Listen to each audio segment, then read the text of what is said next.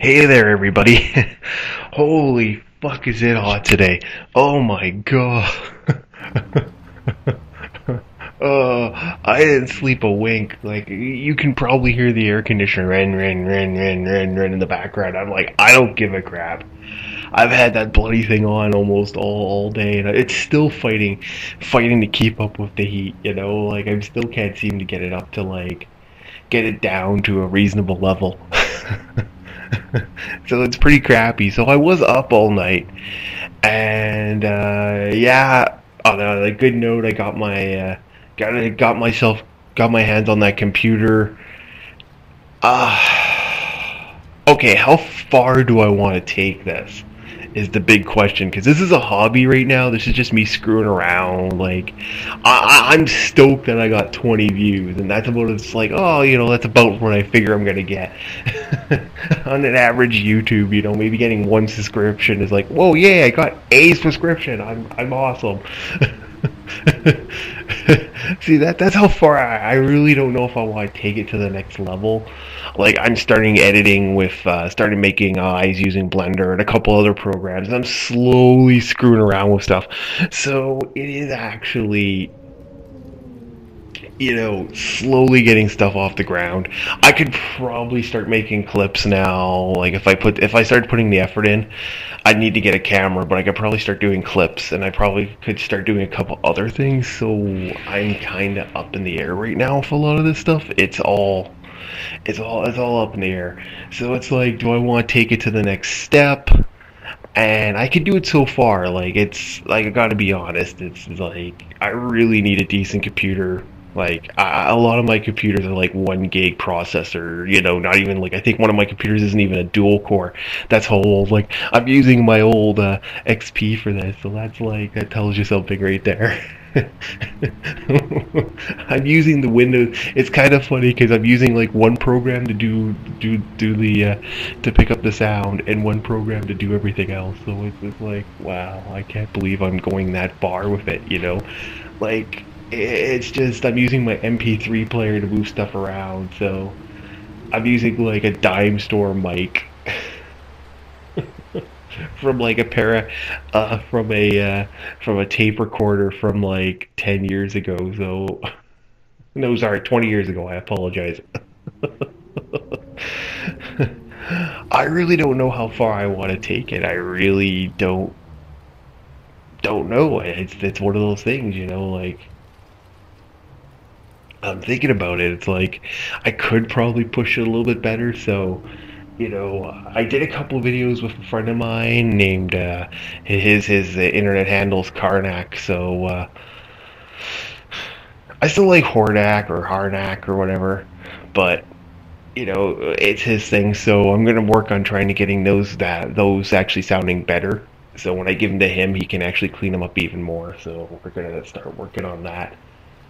And so yeah, this is the first installment of games I played in my grandma's basement. And why am I calling that? Well, if you didn't listen to the strain videos, or I didn't get them properly edited, or stuff didn't work out too well, we that was my man cave when I was a kid. When I was a kid, my grandmother was like the place to go. Like, that's where my Super Nintendo was. That's where all my video game stuff was at one point.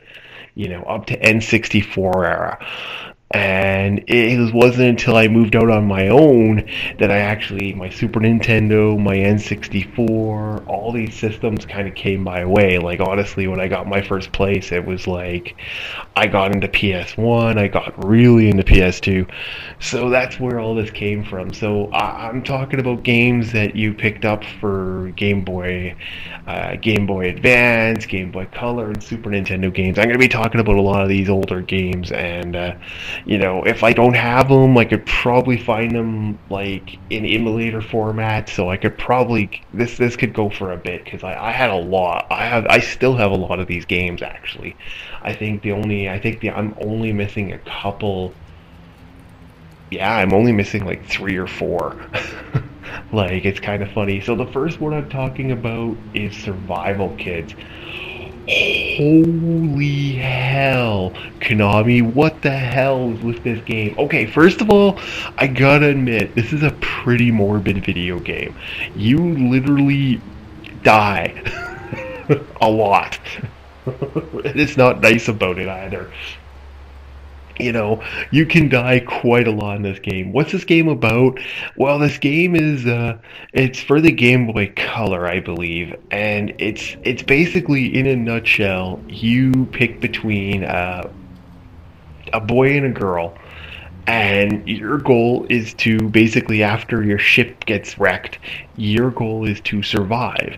Now, I played two survival ending. I played both the male and female, and got one of the bad endings for the girl and one of the good endings for the guy.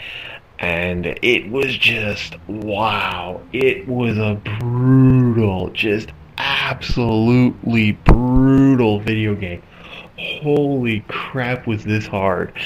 Like, okay, first of all, this is really hard.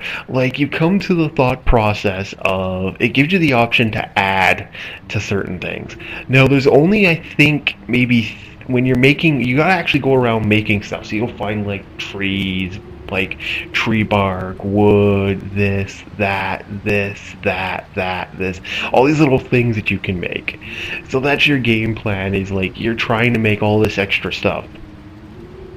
You know, all these extra little things, and you can make the most stupid stuff that has no use for you at all, or you can make decent stuff that actually helps you out. And there's funny stuff, like, I've actually, like, because, like, I haven't played this game in frick almost like 15 years. Like, I can honestly say I haven't played it in that long. So to replay it again, first of all, holy crap, again, game is hard. Like, you come to, like, for instance, like, you want to make something, you want to combine multiple things, but it's usually just one. It's one object, two object, and you're done. And that became a bad habit of mine, where it's coming to that. Second of all, this game can really be hard when it comes to finding stuff. Like, for example, when you get to this, there's this one point where you can't actually get up this one location. Like, for example, I can't get up this one location until this one part of the game happens. But up to that point, you have no idea. So if you were walking by, for instance, this giant cliff base, and you didn't see that rock sitting up there waiting to fall down, well, you wouldn't register in your brain to keep going back to that location every time. So you constantly run into a situation where it just wouldn't register. Oh, maybe I should do this. And that happens a lot in this game. Like, there's quite a few times. There's a lot of times where you go to do stuff, and, like, it just, wow, I can't believe it makes any sense, any right sense. Sometimes it's like, okay, a stick, and iron, and a chunk of iron makes an axe. Okay, but how did you bind the axe? Literally, you can see there's bindings to the axe, but how did you make the bindings for that axe? Like, you can get ivy, so, like, you should be able to go click, click, click, but instead the game doesn't. Again, it doesn't register in your brain. Oh, hey, maybe I should only put two together instead of one. It's just things like that. It's rather interesting. So there actually is a lot of ways for your kid not only to survive, but to actually escape the island. There's, like, think 3 different ways you can actually. Well, actually, I think there's more than that. I think there's quite a few ways you can escape. I never did look at a walkthrough for the game. I try not to do any of that type of stuff. Like, which means I'm up to date. You can beat the game with the best ending within, I think, 19 days. I think. And I actually, 19, 20 days, I'm somewhere around 60 or 70. Yeah, it can. I actually, there was a couple times where I didn't do something, and because I didn't do that one something, these things didn't appear. Because these things didn't appear, I couldn't actually finish it. So like I was wandering around. I died like a whole crapload times because I couldn't figure out that one little thing.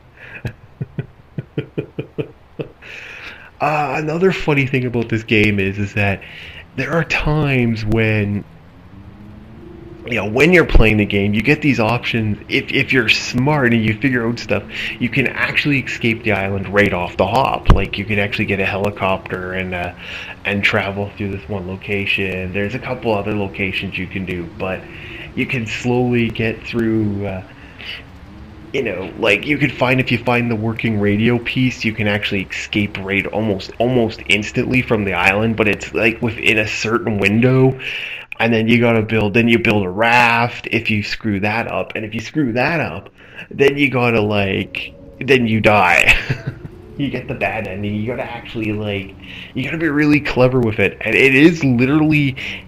And this is one thing this is a huge knock against the game, and this is the one thing that bugs me about older RPGs. Newer RPGs, actually, I gotta admit, newer RPGs make you stupid. Games like Fallout and stuff, where you get a clear waypoint and you can target out locations and stuff, that makes you really dumb because I end up having a bad habit of oh, hey, I can set up this, I could set said waypoint. It gives me all this extra information. It's almost like you do yourself RPG a little bit. Old school RPGs, when you play the old school stuff after playing those newer games, I find myself kind of stuck a lot. No word of a lie. I was really stuck in this game because of because like I said, I wasn't used to the old school gaming. And and the fact that this game is anal retentive when it comes to a lot of stuff. You can actually beat a location, for example in the swamp. uh for the swamp, I beat the swamp, and because I beat the swamp, and it's this one little area on an island that you gotta go get this lily pad. When you get the lily pad, this one little area on an island, little tiny area, you could miss it 100 times and not realize you missed it. You got to put this lily pad in the water and kind of this and use it to travel to get the one item. And when you get that one item, you beat the swamp area. The problem is the second you beat that swamp area, guess what happens? You could get into the desert area. Well, if you didn't do this one thing way back in this one area, way over here, you literally can't beat that area. And you can spend hours, days even working on that. I didn't get to days. I got to 7 hours working on that one bloody freaking thing. And it's because I didn't do this one little tiny thing. And a tiny thing, and the game just wouldn't let me go any farther. And it really got to the point where I was like, damn it, what'd I do wrong? So I started looking around. I think I hit every area I hit every part of the thing with the stone stuff, and I started realizing I had to have done something wrong. So I was thinking way back, it's what happened? So I had to kind of go way back in my head and go, holy crap, okay, yeah, I have to clean this one thing off. If I don't clean this one thing off, I can't beat this area. And it's crap. So there's that. Some areas are annoying for their fatigue levels because you get certain things where some areas can make you more tired than others, and that can be really annoying. Oh god, that could piss you off on some levels. Honestly, a universal fatigue is probably a good idea in some of these areas, but you can, the forest of sleep, I think, the desert is just wow, fatigue is just rampant in this game, and you can die. You basically gotta watch these meters. You gotta watch fatigue, your base health, which can get wiped out real quick if you're not paying attention. You could actually die real quick in this game. That's the funny thing. It's how quick. Honestly, one confrontation with a jaguar can pretty much end your game. It's usually just run! Even with the bow and arrow, jaguars are to be avoided like the plague. you got your water. If you run out of your you run out of your water, you can literally die. And if you run out of your health, you can die. And trust me, it's really easy to die real quick in this game for that because and if you become way too fatigued, you start losing health. Basically, if any of these things reach the point where they're like at no return and you haven't eaten or haven't done this or haven't done that, you start losing health. And trust me, you do not want to lose health in this game because I've had situations where because I was like, oh, I'm way the hell over here on the map and I'm nowhere near somewhere I can actually sleep. Guess what happens? Oh, I've become fatigued. And it's like, boop, boop, boop, boop, and I'm just slowly losing life, and I'm like, crap! Get to somewhere where I can sleep, which, like, I'm down to like 10 health, and then wake up and I'm only like at 28 health. And that can be like, oh crap, I'm screwed. There's a lot of interesting tricks. There's ways to keep your fatigue up. There's ways to do different things, but man, that can just brutalize you in this game. Okay, so I basically kind of talked about the negative. What is the positive of this game? Holy crap, for as hard as this game is, it kept me playing it. Like, Konami's notorious for hard games that you'll just keep on playing. Like, Castlevania is a great example of that. I don't know how many people I know who have, like, played that Castlevania, like, the first Castlevania games and, Simon, like, Belmont's Quest. They make these really, really hard games, these anal games. And they're so fun that you still play them. And that's the weirdest thing with Konami. Like, honestly, I have not beaten Castlevania 3. I have not. Castlevania for the N64 is stupidly hard. Like, it's just like the most stupid things you have to do. It's like you have to go over here, do this, do that, do this, do that, do this, do that, do this, do that. And like, there's this one time where you have to actually like get like a bottle stuff. Like, it just a lot of these games are stupidly hard, and they don't give you the proper information or they leave certain things out. It's like I could never understand that with Konami. I still to this day do not get that with Konami for stuff. So honestly, it's the oddest thing. Like, this game plays very similar to Legend of Zelda. You get a lot of weapons, a lot of equipment. You make a lot of equipment, and it is like this brutally hard game that's actually quite fun. And it's the weirdest, damnedest thing, where you just keep going and you just keep playing and playing and playing and playing and playing, and you don't even realize it. And that's the funny thing with this game, and it's a funny thing with Konami in general. They do that a lot. I find myself like some of their games are just absolutely asinine at how hard they are. Like, especially in the old school days. Like, they're not as bad as like Bare Knuckle, Streets of Rage 3, the American version of Streets of Rage. Oh my god, brutal game. But it just makes me laugh at how hardcore these games are, how tough these games are, but how much fun they are. Because like, I keep coming back, like Survival Kids. It was actually really fun. When you get the monkey, you get to do this monkey mission, and you can like get these special fruits that can really help you out. And when you start getting to the part where, a spoiler alert, if you to get the true ending in this game, to get the awesome ending, you can actually find a boat. That's awesome. Like, you get to find this boat and you actually explore the island on this massive, massive quest, which is really fun and addictive. And just overall, this game, for as hard as it is, for as much as I've knocked it, it's still so much fun to play it. So much fun to get into the game that legitimately, even though it's a hard as hell game, like absolutely asinine in some things, like you just there are times where you just go, what the frickin' hell? It's still an amazing game, and I'd honestly say Survival Kids is actually worth playing. I would give it, you know what, I'm going to give it a solid 6 due to its difficulty. I'd say 6.9 due to its difficulty. It's just way too effing hard on some occasions, but way too fun to not want to keep playing it. Especially to get all the endings. That actually is kind of fun. For a Game Boy game to have multiple endings, that's pretty cool.